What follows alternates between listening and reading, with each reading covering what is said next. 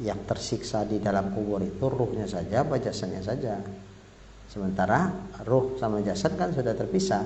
Jasadnya itulah di dalam kuburan tuh, sementara ruhnya di sijjin kan terpisah.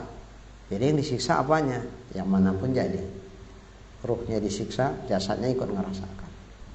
Nah, kok bisa ya? Oh, gampang. Contoh udah ada. Orang mimpi yang tak enak tuh kayak mana? Jasadnya kan tertidur di situ. Tapi coba begitu dia bangun, jasadnya ngerasakan nggak itu? Kenapa? Mimpi aku dikejar-kejar makhluk mengerikan. Mana pula kau aja nyenyak kau tidur situ ketawa. Pula capek pula kau. Iya, memang jiwanya yang ngerasa, tapi jasadnya ikut juga. Nah, itu contoh aja. Nah, ya nggak seperti itu. Tapi itu kan sebagai gambaran buat kita bahwa ruhnya yang disiksa tapi jasad juga bisa ngerasakan. Atau jasadnya yang disiksa, ruhnya juga bisa ngerasain. Kadang-kadang kan ditunjukkan Allah itulah yang rahasia ilahi itu. Dikorek kuburannya, wah terbakar rupanya. Jasadnya terbakar. Kok bisa gitu? Ya ada di dalam kitab Az-Zawazir Kabair gitu. Syekh Ibnu Hajar yang menyengarang itu. Di situ disebutkan ada seorang wanita meninggal dikubur. Kemudian abangnya ikutlah meletakkan mayat itu, bahkan nguruk-nguruk tanahnya. Begitu selesai, siaplah doa-doa kalau macam kita talqin segala macam. Pulang di tengah perjalanan ada sesuatu yang kehilangan pada diri abang itu, berharga pula. Jadi menurut keyakinan dia kayak yang tadi di kuburan adik ini jatuh, mungkin tah barangkali cincin kenang-kenangan yang sangat berharga, atau mungkin kalau kita dulu waktu musim cincin kan batu akik Sulaiman tuh sampai jutaan. Ya mas saya yang tahu ini akik Sulaiman kan gila-gilaan. Kalau ibu-ibu pas musim bunga tempo hari itu harganya gila-gilaan. Gini hari udah redup. Sampai namanya pun macam-macam. Ada nama apa? Janda bolong. Ada aja. Memang bolong-bolong dia, tapi bisa gak dibilang janda? Dari mana pohon bunga bisa janda? Suka-suka hati orang tua aja bikin nama. Nah, begitulah. Tapi habis itu senyap habis.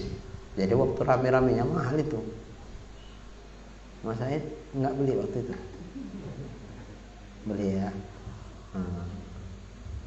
Iya. Kalau Malim nggak pernah beli, kasih aja, Rijal kasih. Ada jalan yang dia kasih. Yang Rijal kasih kan ada. Cuma udah jarang dipakai.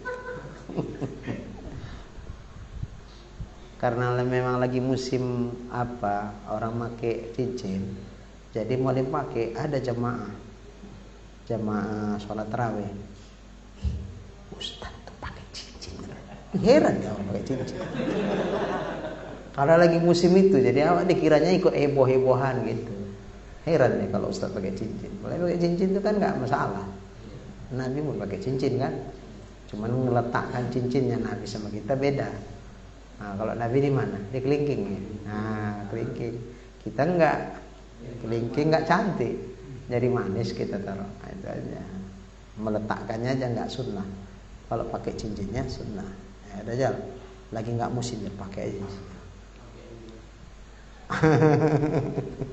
Pakai nih. 2. Jangan 3, nanti kayak tesi pula.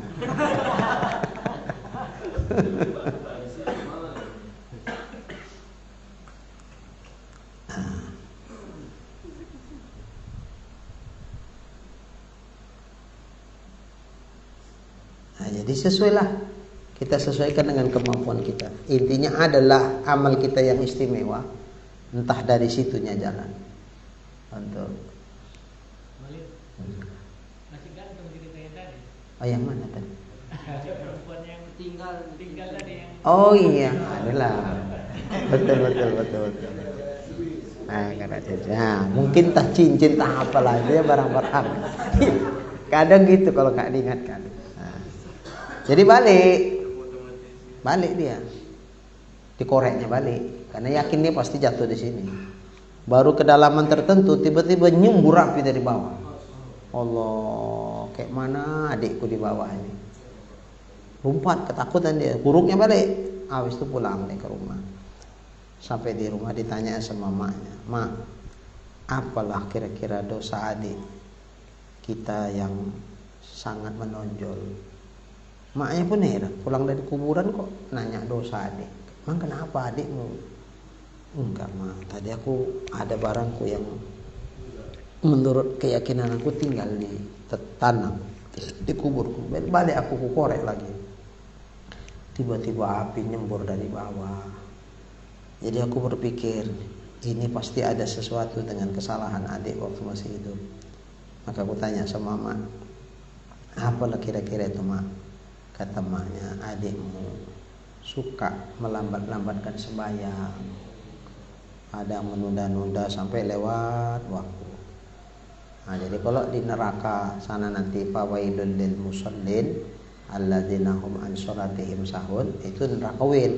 Sebelum sampai neraka wil dikubur udah dibikin apinya duluan. Nah, ini kan tersiksalah jasadnya di situ. Gimana dengan ruhnya? Senyum-senyum dia. "Enggak, aku kok," dia kena. "Oh ya enggak lah, dulu kan bikinnya sama-sama. Ruh dan jasad bikin dosanya kan, ya ngerasakannya sama. Kalaupun jasadnya yang terbakar ditunjukkan sama Allah Ta'ala, ya ruhnya pun ngerasakan sakit seperti sakit tubuhnya. Sebaliknya begitu, kalaupun ruhnya yang tersiksa di sijin, ya jasadnya juga ngerasakan yang sama. Karena ketika bikin dosa sama. Ya kalau ruh aja disiksa sementara jasadnya tidak sama, bikin dosanya sama, macam mana itu? Ya dua-dua. Nah, tapi kalau di neraka, kalau itu udah lah ya, apa raja bangkit dari kubur itu udah menyatu ruh sama jasadnya. Nah, makanya sebetulnya roh diciptakan Allah abadi. Roh nggak akan hancur. Roh itu diciptakan Allah infiqon, pindah-pindah aja dari alam arwah pindah ke rahim mak, lahir ke alam muluk, ini alam syahadah ini. Habis itu pindah pula di alam barzah, kemudian pindah lagi. Nah, itulah alam akhirat. Nah, pindah-pindah, tapi kalau dia gitu-gitu aja, tidak hancur. Bahkan hari kiamat nanti pun nggak hancur, nggak binasa itu ruh tadi. Yang binasa itu jasad. Jadi kalau udah hari kiamat pula, ya udah pasti ruh sama jasad lah, tidak ruh aja, tidak pula jasad aja.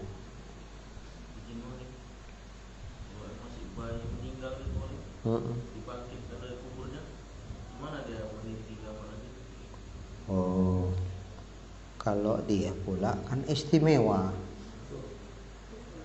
mengingat belum ada dosanya, nggak ada yang membebani dia, sehingga mulus saja jalan.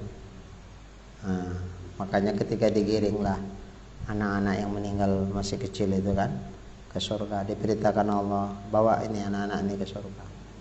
Apa kata anak itu? Enggak, kami belum mau masuk surga kecuali sama mak sama ayah kami. Iya, mak ayah kalian enggak sama sama kalian. Mereka mengalami proses dulu, dihisab, ditimbang segala macam. Nah, kalau kalian enggak, khususon masuk surganya bi ghairi hisab.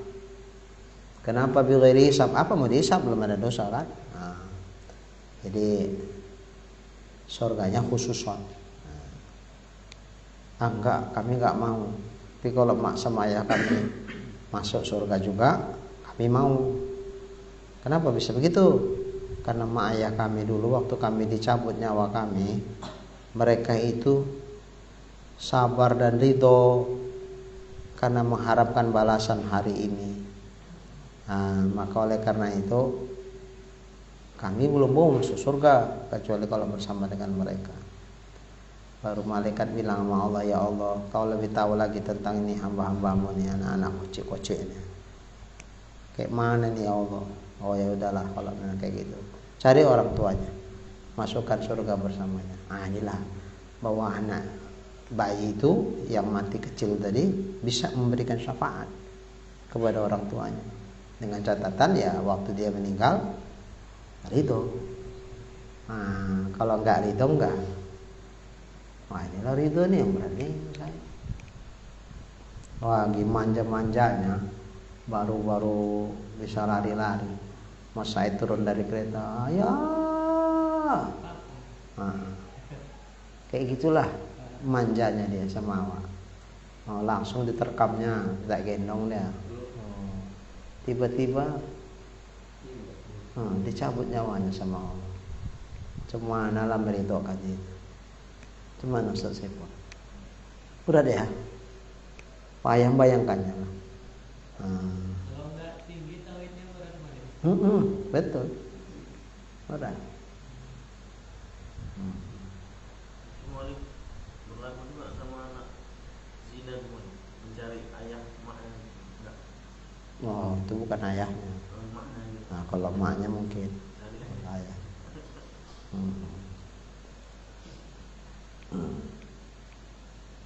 Tapi kalau tobat lah maknya ya. Kalau tak tobat bisa jadi gara-gara mak aku terlahirkan jadi terhina aku. Ya Allah, aku nuntut keadilanmu, takutnya begitu. Ya kalau emaknya udah tobat, takut sama Allah. Ya mudah-mudahan. Tentang masalah ruh tadi, Bang. Apakah ada nafsu juga? Oh, babnya beda. Makanya lain nafsu, lain ruh, lain ini. Cuman ada juga kalau di kitab Imam Ghazali itu, kitab Ihya itu beda fungsi aja, tapi hakikatnya dia juga latifah rubbaniyah. Tetap itu juga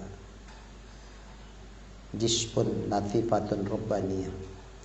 Dikatakan ruh karena dengan dia hidup, dikatakan hati qalbun karena dengan ia berbalik-balik, dikatakan dia nafsu karena dengan itu punya keinginan.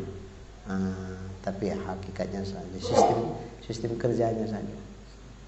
Maka bikinlah, posisikanlah dia di posisi yang satu itu, jismun latifah rubbaniyah. Kalau kita bisa memposisikan itu, ya sebetulnya sama. Dikatakan akal dengan dia bisa berpikir.